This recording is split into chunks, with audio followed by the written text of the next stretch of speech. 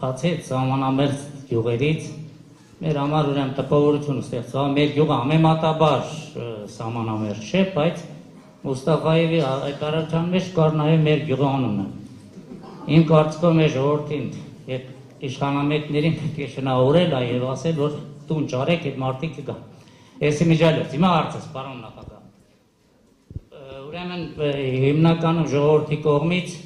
դուք ընտրվելու դեպքում նախատեսում եք վերանայել այդ վարորդական իրավունքի զրկվածների համաներում կամ վարորդների բալային համակարգի վերանայում, քանի որ բարեկները միշտ էլ երևի անարդար են վարորդների նկատմամբ եւ ընկնում են վարորդները վերջ անհարմար վիճակի մեջ։ Խնդրում եմ ձեր ընտրվելու դեպքում ինչ լուծում եք նախատեսում այս հարցի վերաբերյալ։ Նայեք, իհարկե պիտի վերանայվի սա, օրինակ այդ բալային համակարգը մի խայտարակություն է, որոշակի ամնիստիա պիտի լինի եւ բանը պիտի փոխվի, բալային համակարգի մենք նաեւ քննարկել ենք մեր մոտ, այո պիտի փոխվի, անկասկած, մենք բազմաթիվ անգամ ասել ենք հետեւյալը, որ իսկապես ժողովուրդը տուգանքի մատերիալ չի, դուք նայեք, ինչքան է այդ տուգանքների մուտքը բյուջե, ինչքան է եղել 98-2008 թվականին եւ ինչքան է եղել այս վերջի 8 տարում։ Ոնց որ ամեն քալափոխի մի տեղ են գտնում մարդու խեղճացնելու համար։ Իսկ խեղճացած մարդը ինչի համար է բանը, ինչի համար է իրենց պետք խեղճացած մարդը։ Որ այդ մարդը վրա լծակներ ունենա ազդելու։ Ուրիշ բան մոտիվացիա, ես չեմ տեսնում։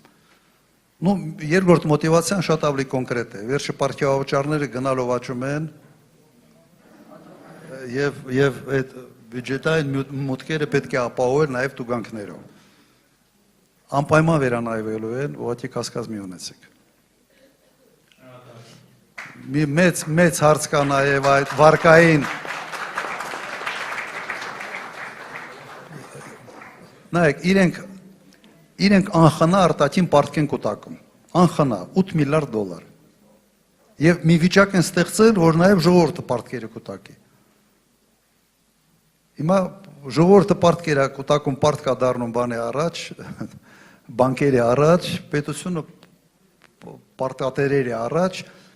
եւ սա ոնց որ բան կա, ոնց որ ոչ մեկին չի անհանգստացնում։ Օրինակ ինձ դա անհանգստացնում է։